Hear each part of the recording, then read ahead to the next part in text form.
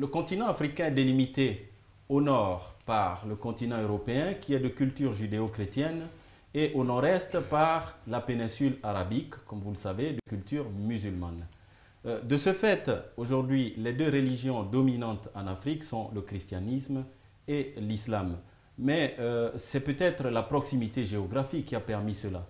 Aujourd'hui, avec l'évolution du monde, les moyens de transport, etc., nous avons voulu une petite surprise pour vous. Nous allons vous transporter dans la vallée de l'Indus à la rencontre d'une religion qui n'est pas très proche des Africains, l'hindouisme. Mais avant d'entrer dans ce sujet, nous allons écouter, pour nous mettre dans l'ambiance, une chanson chantée par Radha.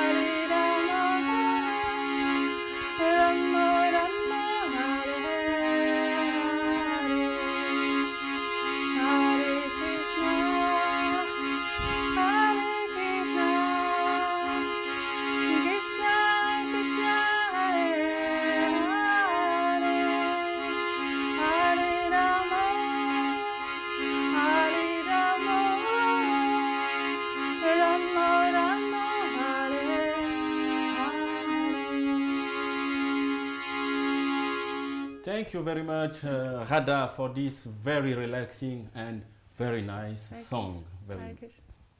Chers téléspectateurs, après cette belle chanson hindoue, nous allons entrer dans le sujet du jour.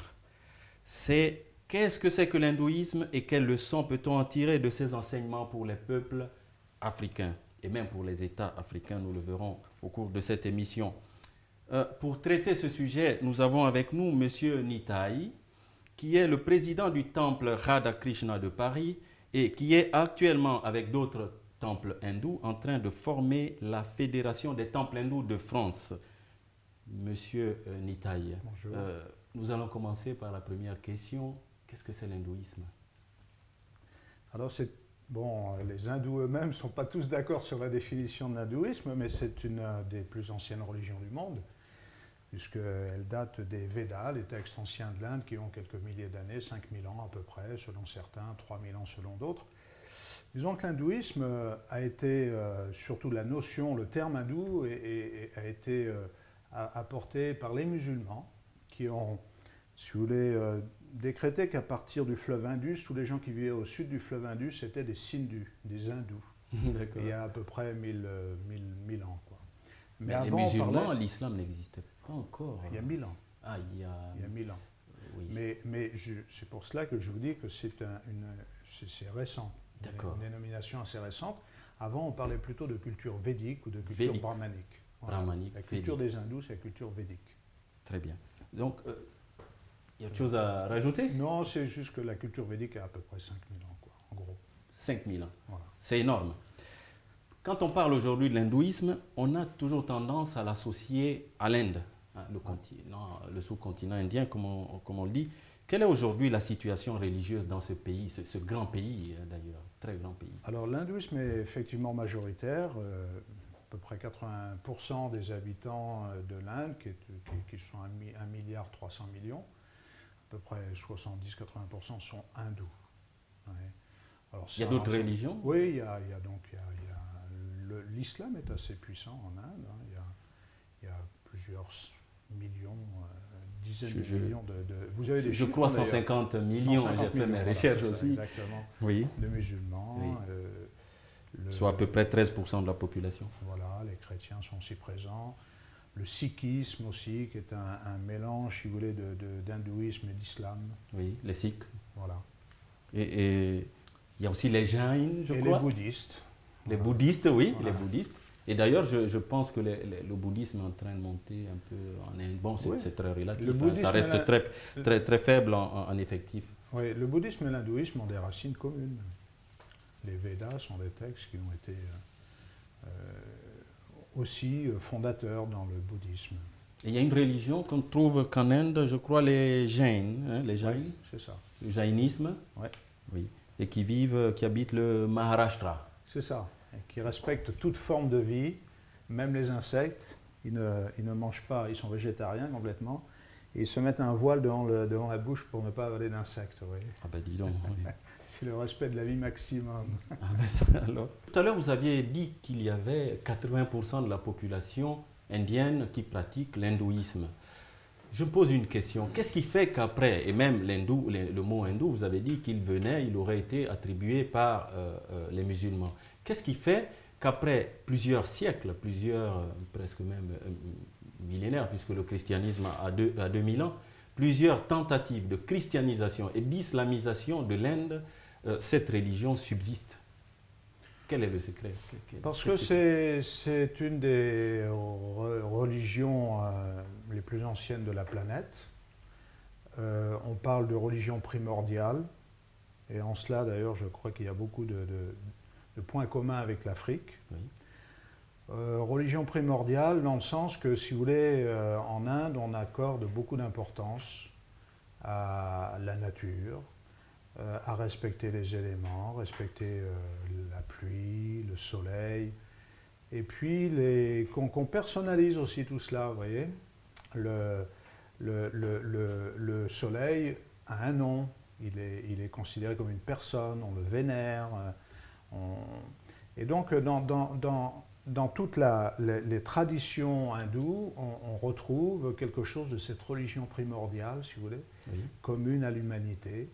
Ce qui fait que ça reste au cours des millénaires, des siècles, parce que ça fait partie de la nature originelle de l'homme, tout simplement. Mais est-ce que le fait d'avoir une religion primordiale est suffisant, hein, puisque les Africains, vous l'avez dit, aussi ont eu leur religion, mais ils ont finalement cédé ou été tentés ou ont fini par être christianisés ou islamisés. Tout le nord de l'Afrique est quasiment musulman et le sud du Sahara est plutôt à tendance chrétienne. Il y a encore des subsistances de l'animisme. Est-ce que c'est vraiment suffisant? Moi, j'ai vu que dans l'hindouisme, on retrouve des notions les mêmes presque que proposaient les deux religions qui sont l'islam et le christianisme. Je pense par exemple au principe de la conception immaculée divine. Mm-hmm. Et même encore au sacrifice suprême avec Krishna. Mm-hmm. Est-ce que ce ne serait pas des facteurs expliquants est-ce que, je ne sais pas, vous qui êtes... Vous savez, il y a des textes fondateurs... Qu'est-ce qui fait que les hindous n'ont pas couru, n'ont pas cédé, n'ont pas abandonné leur religion primordiale pour être chrétiens ou musulmans, tout simplement? Parce qu'ils étaient satisfaits par leur foi, on peut parler de foi, et on peut parler aussi de textes fondateurs qui ont marqué des générations et des générations d'hindous. La Bhagavad Gita, par exemple, est un texte fondateur qui a à peu près 5000 ans, hein, et ce sont les paroles de Krishna. Krishna parle dans la Bhagavad Gita. Donc tous les hindous, d'ailleurs même le gouvernement indien a adopté dans la définition de l'hindouisme la reconnaissance de la Bhagavad Gita comme un texte essentiel. Donc les principes qui sont liés à ces textes fondateurs et à la foi hindoue sont quelque chose de très très enraciné dans la culture.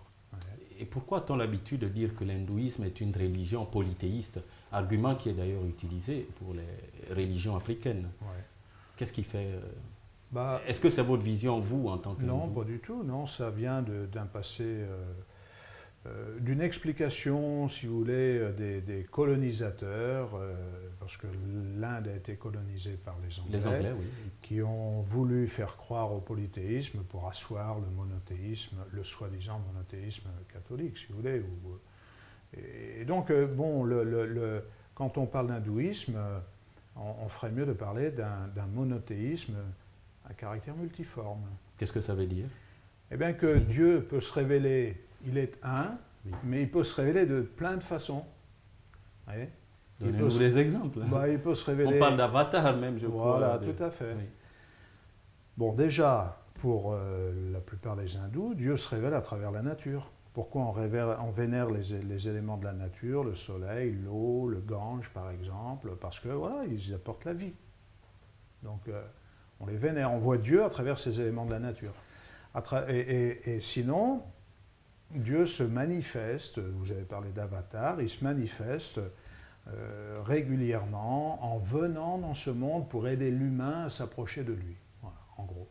Alors l'histoire nous donne un certain nombre de noms célèbres. Bon, Krishna est le plus célèbre d'entre eux, mais il y a bien sûr Shiva, il y a Ganesh, il y a Durga, qui sont des noms très célèbres aussi dans le cadre de l'hindouisme. Et puis de grands maîtres aussi, vous voyez, des grands maîtres. Bouddha, par exemple, dans l'hindouisme, est considéré comme un avatar divin, une émanation de Dieu. Et Jésus est aussi considéré comme une émanation divine dans l'hindouisme.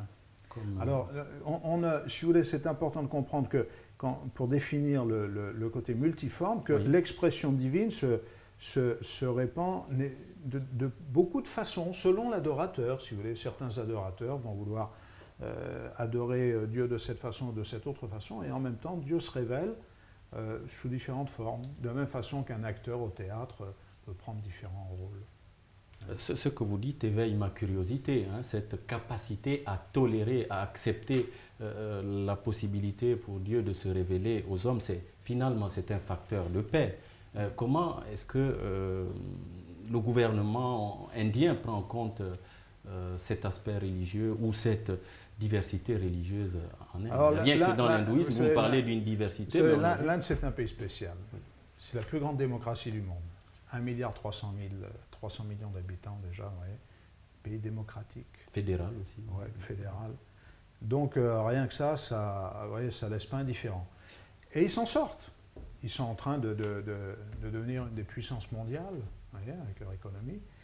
Alors au niveau politique, il y a eu, bien sûr, vous avez je crois le texte ici, là, un texte reconnu par le Parlement. Oui, j'ai vu. C'est la Cour suprême de l'Inde qui, en 1966, a défini le cadre de la loi hindoue. C'est ça. Oui, on le trouve sur Wikipédia, sur Internet. Voilà. Et donc, il y a une tolérance. C'est pas facile à gérer. Vous voyez, il y a aussi des extrémistes hindous, des extrémistes musulmans aussi en Inde. Et c'est pas facile à gérer, mais d'une façon ou d'une autre, du fait de la tolérance que l'on trouve dans l'hindouisme, vous savez, les hindous ont accepté quand même des colonisateurs portugais qui étaient chrétiens, ils ont converti avec l'épée, c'est clair, et avec le fusil. Ils ont accepté les musulmans qui sont venus à l'époque moghole envahir pratiquement les 3/4 de l'Inde. Ils ont résisté quand même à tout cela, vous voyez. Et maintenant, ce que l'on trouve, bien sûr, c'est loin d'être parfait, mais il y a une grande tolérance quand même des autres religions. D'ailleurs, le dernier président de l'Inde, c'était un musulman. Oui, c'est vrai. C'est très vrai. Alors que c'est une religion minoritaire, oui, voilà, puisqu'on a vu que c'est 13% de la population. Voilà. L'ambassadeur de l'Inde en France en ce moment, par exemple, c'est un catholique. Ouais. Très bien. On va clore cette émission. Je vous remercie. Ça a été un plaisir de vous recevoir et que vous veniez nous apporter ce message de paix à l'époque où on voit ce que donne la religion en Afrique aujourd'hui. Hein. Il y a des pays, on ne va pas les citer, ce n'est pas le but de l'émission, mais où les affrontements interreligieux font des morts. Chers téléspectateurs, je vais conclure cette émission en disant que l'exemple de l'Inde est assez instructif pour nos dirigeants, pour nos gouvernants, pour nos législateurs, mais aussi pour nos populations. On constate une chose aujourd'hui, c'est que plusieurs parties de la planète, que ce soit le Japon, l'Inde, la Chine, l'Europe, le Moyen-Orient, ont leur religion. Mais les Africains ont adopté de nouvelles religions, de gré ou de force. Ce n'est pas une raison de sombrer dans la violence ou l'intolérance. Il faut maintenant que nos gouvernants apprennent à intégrer tout cela et adopter des systèmes qui permettront la paix de l'Afrique et la prospérité de l'Afrique. Restez sur Canal 3 Monde. À nous, les idées, a été très ravi d'accueillir M. Nitaï. À bientôt, M. Nitaï. Au revoir.